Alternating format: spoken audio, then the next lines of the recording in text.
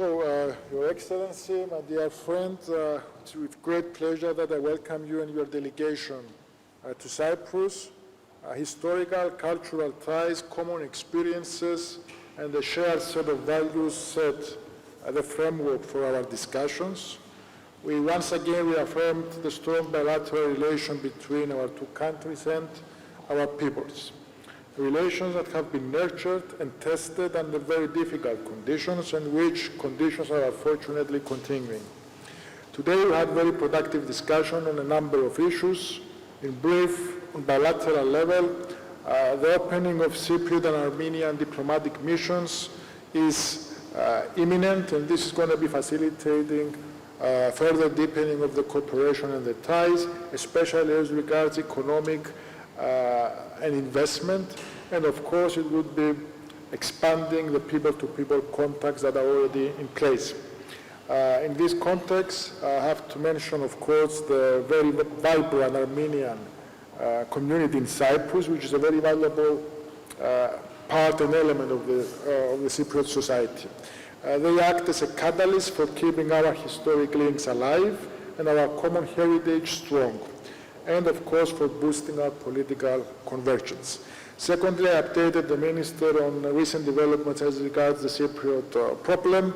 It suffices to say that the Republic of Cyprus is extremely grateful for the principled position that Armenia has been consistently adopting as regards the Cyprus problem, a position that is founded on international law and on the UN Security Council framework. Of course, we reaffirmed the Republic's position that Armenia is a friendly country, an allied country that is being tested, and we have our full and unconditional support. It's a position, again, of principle. It's a position founded on the values of the international community. Respect for sovereignty and territorial integrity are not options, they are obligations for everyone and in all conditions and circumstances. Third, Cyprus strongly promotes and supports the deepening of the relations between Armenia and the European Union. We welcome two recent developments, the assistance under the EPF in support of Armenia, and secondly, the opening of the visa liberalization dialogue between the European Union and Armenia. These are very significant steps, and you can be certain that you have our full support moving forward on those and on other files that are opening up in Brussels. Finally, we discussed the normalization process between Armenia and Azerbaijan. We welcome the position that the Armenian government has adopted in relation to how there can be progress ahead. And I want to state a very simple principle. Diplomatic discussion, dialogue is the only way of resolving any kind of disputes. At the same time, coercive tactics cannot be dictating how that dialogue is being conducted. The sovereignty, territorial integrity, as I already mentioned, must be respected, and this is not something that could be negotiated. Full solidarity with the people of Armenia, and you have been trying to support at the humanitarian level in all ways possible and in full cooperation and coordination.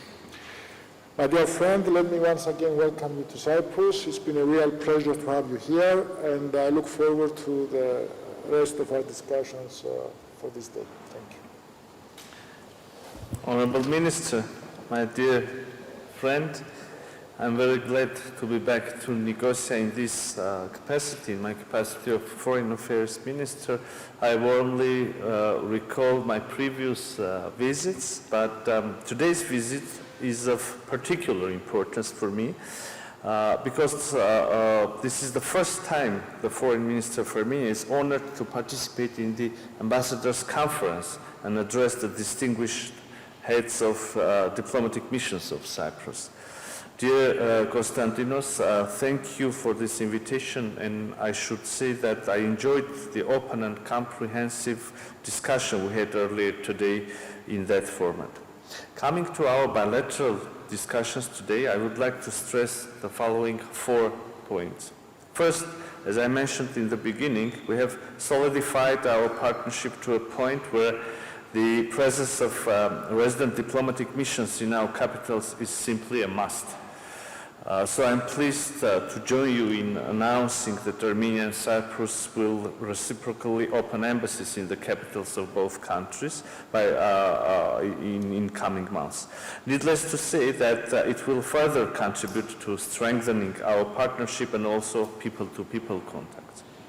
Secondly, where and how to strengthen our partnership. I'm glad to see that the trade turnover between the 2 countries has been growing during last year, and I believe it is exactly the direction we can and we should work jointly to outline new deliverables and ensure continuation of the positive dynamics.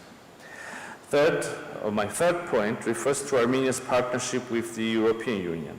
In fact, this is my first visit to a member state of the European Union after the milestone decisions were taken by the EU Council, namely on launching the visa liberalization dialogue with Armenia and providing assistance to our country under European Peace Facility. And I think it is also symbolic, as we are aware of the very supportive approach of Cyprus in reaching these historic milestones.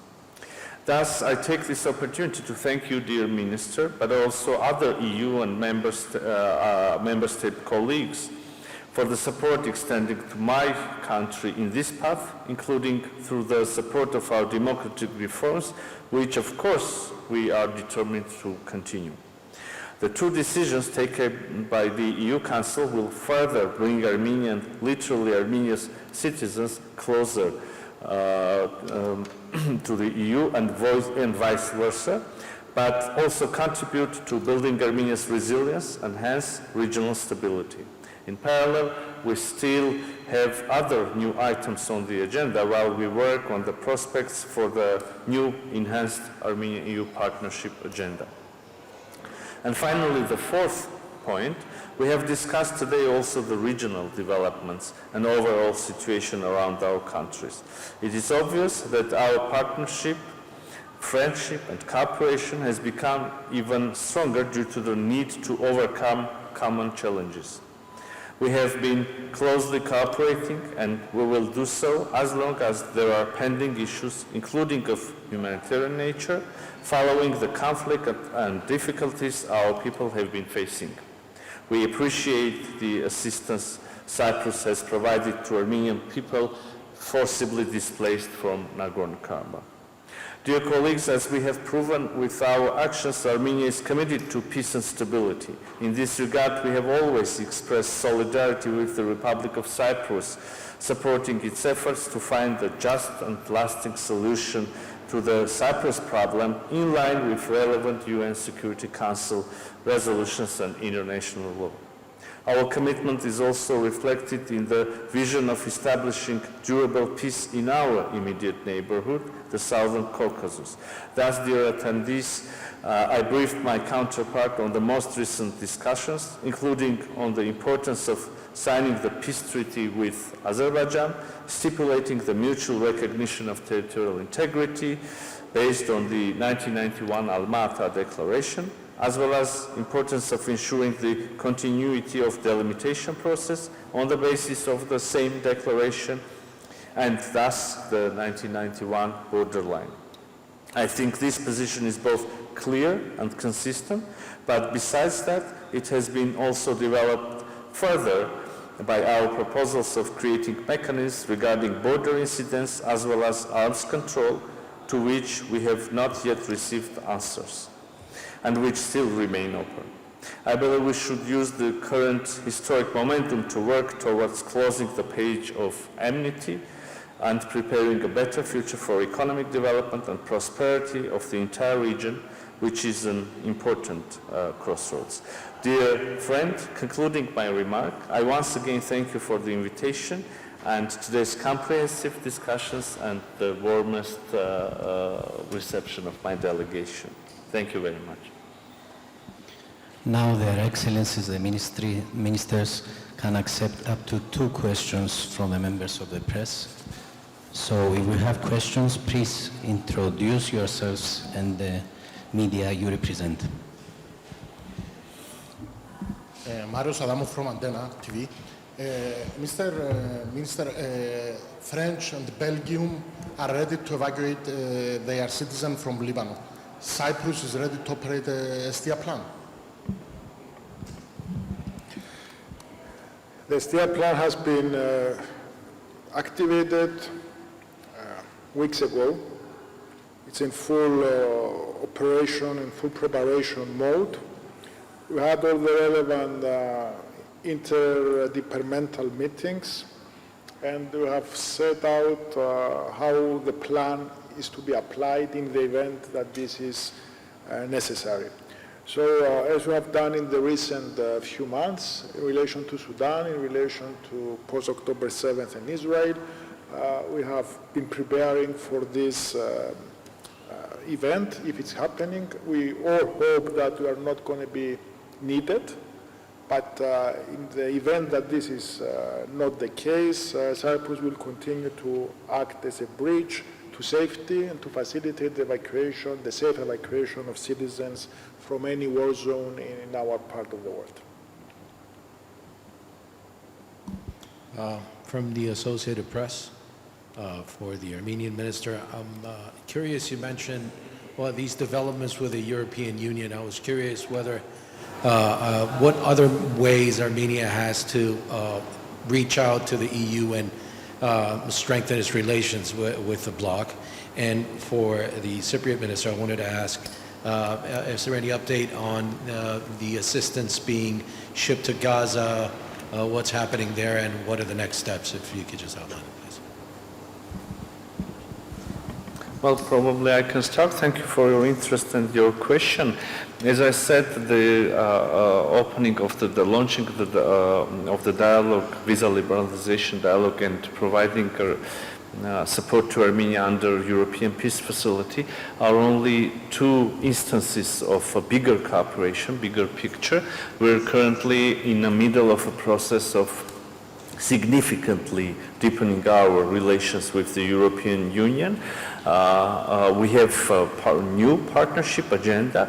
We are thinking over and working over new mechanisms and tools that can be used in scope within this partnership.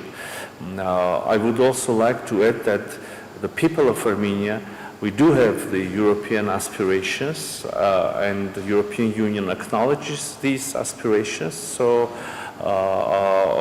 now jointly we think about and work over, as I said, new tools, new mechanisms of bringing the 2 countries, the European Union and member states from one side and Armenia from the other side, closer.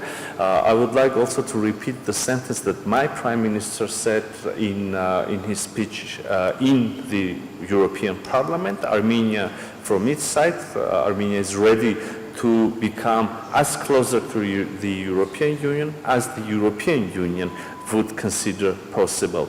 Also jointly with the European Union, but also with the United States, we work over a plan aiming to increase the level of resilience of Republic of Armenia during these challenging times, and having in mind the threats and challenges that we have in Armenia and around Armenia in our region. So the processes are going on, and hopefully we will be seeing new programs, joint tools launched. Thank you. As regards the humanitarian aid, the corridor, I would have to remind that the corridor pre-existed J-lots. We are now at the process where we are phasing out of J-lots, and there's always been planning in place about the medium-term option, which is ready to be activated. All the logistics and all the various elements have been put in place. And we had very detailed and comprehensive discussions with partner states about the next stage, and we are talking about different ways of methodology for, again, direct access.